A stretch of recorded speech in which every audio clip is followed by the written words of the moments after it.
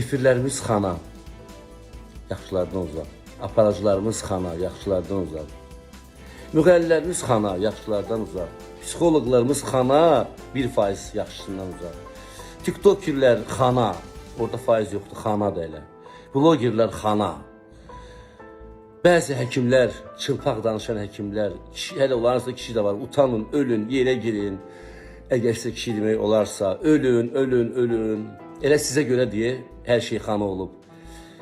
Şah İsmail Xətanın bir sözü var, deyir o məmləkətdə ki, xana çoxdur, pozğun çoxdur. Və pozğun çoxdur, birində daha nə dedim, o məmləkətdə kişi azdır. Bizim az qalan faiz kişilərimizdən uzaq olsun da, yəni. Allah onları saxlasın. Məhv elədizi bu məmləkətdə kişiliyi.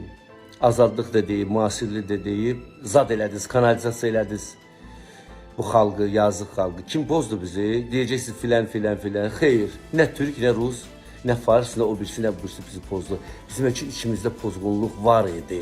Sadəcə onu üzə çıxardan lazım idi, çıxartdı da. Kim çıxartdı, nə çıxartdı? Diktat.